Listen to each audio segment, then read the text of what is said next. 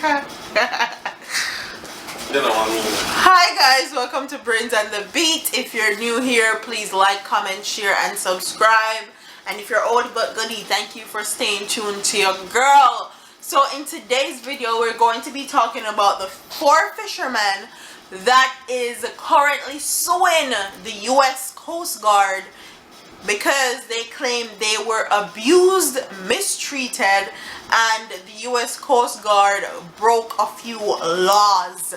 Okay, so let's get into it because this kind of shaky to me personally, but let's get into the factual part, and then at the end I'll give you guys my thoughts and opinions.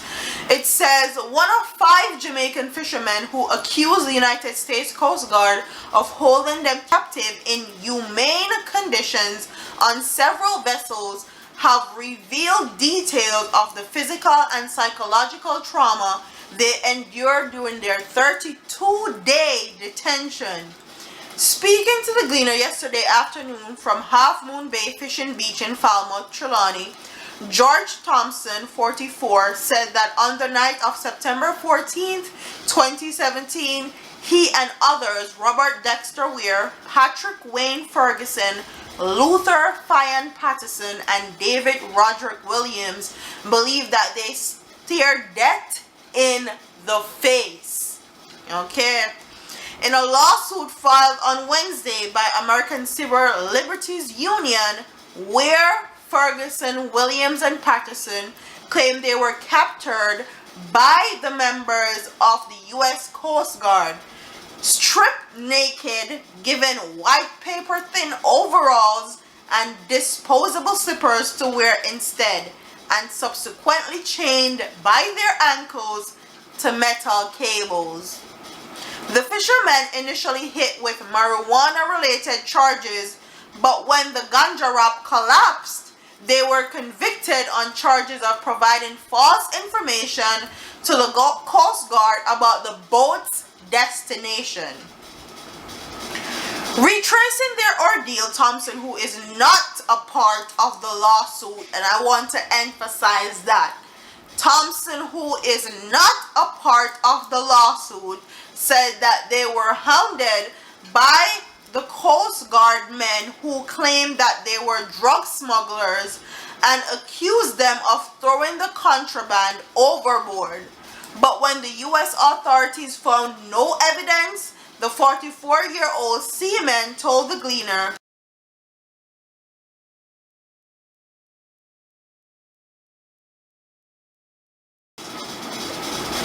"We left at around 6:30 p.m. and 12:30 a.m. the engine died. When the sun came up, we couldn't see no land. We think we did lucky when the U.S. Coast Guard pulled up alongside us.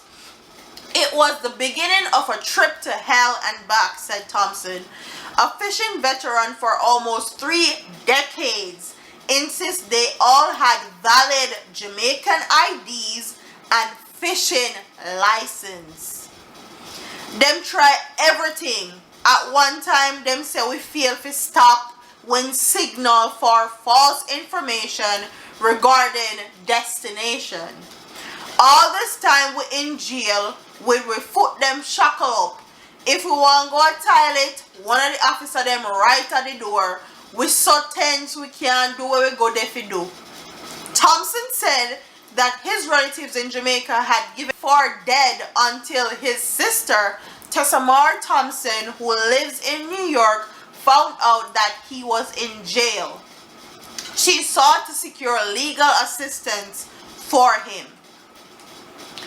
That meant more trouble because the lawyer, instead of believing us, wanted us to plead guilty so we could get a lesser sentence. Alright, so me know say me not guilty or nothing, and me not plead guilty. When the lawyer say, say me determine, them decide to drop the drug charge, he said, between sides. Having been deported after 10 months behind bars, Thompson said he has no regrets of not being party to the lawsuit, telling the Gleaner that his main concern was reuniting with his child who was 2 weeks old when he had set sail, and he spent 10 months over here. Me just want to get back my life on track and take care of my little youth. Get back some nets and start my life all over, he said. In the ACLUC lawsuit, the men said they told the Coast Guard that they had lost their way heading to Moran's Cays, where they had planned to fish. The men said they only pleaded guilty as they were told it was the quickest way for them to get back to their families, who up to their arrival in the United States presumed that they were dead. Having returned home almost a year ago, the suit states that Weir Patterson Williams have returned to sea, but only in Jamaican territorial waters, while Ferguson has not done so far for fear of being captured by the U.S. Coast Guard, where the documents stated suffer from intrusive thoughts and recollections about his detention by the U.S. Coast Guard. Although he tries not to think about the trauma of that time, he cannot put the horrific experience behind him. Ferguson too suffers persistent, disturbing flashbacks to his time on the Coast Guard ships, and in particular to the time he saw the Coast Guard destroy his boat. The case is no different from Patterson, whose suit says still feels the steep grips of the chain on his ankles. At times he cannot sleep thinking about how the Coast Guard abused him.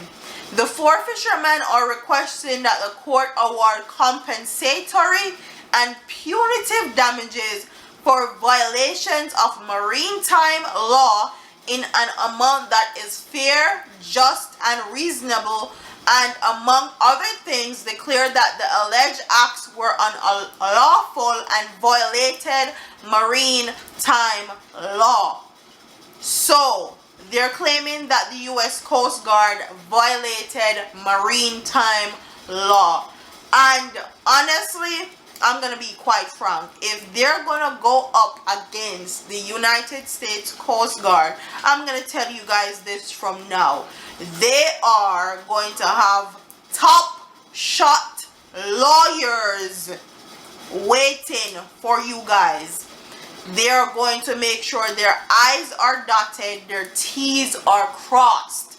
The United States don't play about stuff like this. So if you're going to go, you better go correct. Punitive damages. You are going to have to show that you guys were abused, you guys were mistreated. You guys are going to have to convince a judge that you guys had the most inhumane treatment. And I hope that you guys had some scratch marks, some, you said your feet were chained. I hope you guys took pictures when you came home. If you guys were starving, I hope you guys have a picture of your body and how it looked, because I'm telling you, this right here, if they claim that you guys are drug smugglers, you guys are going to have to walk up a steep mountain to prove otherwise.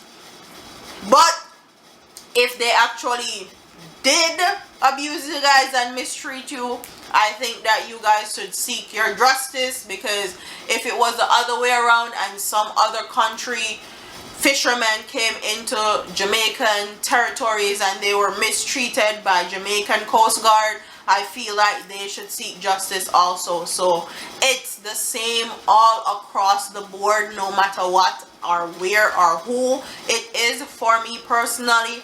So comment what your thoughts are in the comment section. Do you think that they're going to win this lawsuit? Do you think that they have proof that they were mistreated, abused, and treated inhumanely.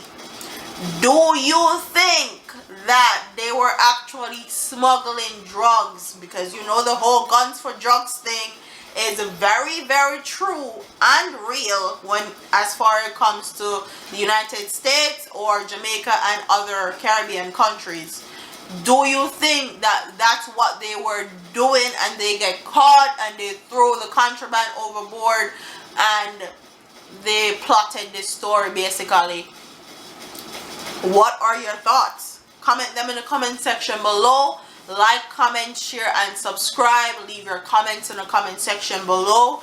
And I'll see you in the next one. Deuces. All them a preach and preach. Step over, they go beat and teach. Them a jive by and all know them can't reach. Go and back up for your grandmother preach. Them a pussy on the street and me see it. Go over, they go beat and teach. Beat and teach. So beat and teach. So beat and teach.